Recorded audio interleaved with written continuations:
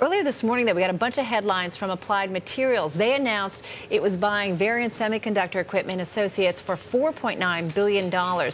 Check this out, a 55% premium over Varian's closing price yesterday. Applied Materials shares closed a few cents lower today, but Varian shares climbed 51%, understandably so, as the target. Joining us right now to talk about the deal is Mike Splinter. He's the CEO of Applied Materials. That is the world's largest producer of chip-making equipment. Mike, great to have you here with Matt and myself. I think what really struck us was this 55% premium. Sounds pretty steep. Why pay so much? Well, we think this is a very good deal for both the Applied Materials shareholders as well as Varian shareholders. For us, this deal will be 8% non-GAAP accretive. And if you look at their stock price over the last 30, 60, or 90 days, the overall premium's much smaller. If you know what, right now, Mike, I think when I think about making acquisitions, everybody has so much cash. Corporations, obviously, I'm talking about.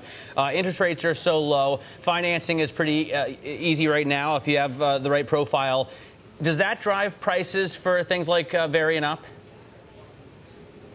Well, I think the way we look at it is a very disciplined look at how the value of a company. This is a very strategic acquisition for Applied Materials. It fills in our product line. The combination of these two is going to be very good for our customers and help us push the envelope of technology in the semiconductor industry faster than it's been going in the past. So when you sit down with your managers next year and take a look at Varian, what are you going to be asking them to show you? What metrics are you going to look at to gauge the success of the acquisition in, say, a year's time? Well, we really, there's multiple aspects, but we're really expecting growth to be the #1 key indicator for acquisition. Of all the acquisitions we've made during the past few years, bringing the capabilities of Applied Materials together with Varian should allow us to grow the business faster. That's the best thing for shareholders. It produces the most profitability and payback. Of course, we've targeted between $50 and $60 million of synergies in the second year and beyond. We have to have the discipline to ensure that those are found and executed. But again, really, it's the combination and top-line growth that's going to be so important here. And that certainly makes sense. Mike, you know, when I see a deal announced, sometimes I often wonder about the timing. Give me an idea of why announcing it, doing the deal now, and how long have you been kind of talking about this? Well, we've had a long relationship with Varian Semiconductor, and as you understand, a $4.9 billion deal is a complex agreement to negotiate. So we've been at this for some time, but we're very pleased working with the management team at Varian. It's really been great to accomplish this result today. You enjoy working with the management team. What happens to the management team at Varian? Do they all stay in place? Well, they are. The CEO is, of course, in charge until we have the actual close of the deal. He's staying for 6 months, and we're hoping that he stays long beyond in a senior management position in Applied Materials. Bob Halliday, who's the CFO, will manage the division reporting to our Silicon Systems group. Let me ask you about mobile, Mike, because everybody, you know, the device makers obviously are all coming out with their own tablets.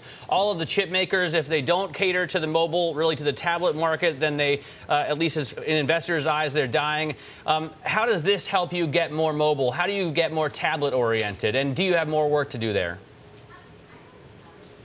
We really have benefited already from the tablet revolution, really, but this is a mobility revolution. It's really bringing together the mobility, the computing power, the connectedness, along with open platforms that really deliver services anywhere. It's creating huge popularity, not just in the U.S., but around the world. That's really where the product growth is. But our products, the combination between us and Varian is really going to allow us to create new transistors that are more powerful, more power efficient, and help our customers be more competitive in that arena. So, Mike, I know you can't show your hand, but you guys have been pretty acquisitive. 13 deals in the past 5 years. So are you done, or are you guys still looking maybe over the next 6 to 12 months? Well, our strategy is to invest in organic growth. We spend more than $1.2 billion on R&D projects inside our company to grow the company. But we've really realized in the last few years that we also have to acquire companies to complement our portfolio, to move into new markets, and really keep the company growing. And we think right now is one of those times where deals can get done and get done where it's fair for both the buyers and the sellers. All right, so 5 seconds. Sounds like some more deals will come. That says enough. Is that what you said? Mike, thanks very much. Mike Splinter there. We're talking to Mike Splinter, CEO of Applied Materials.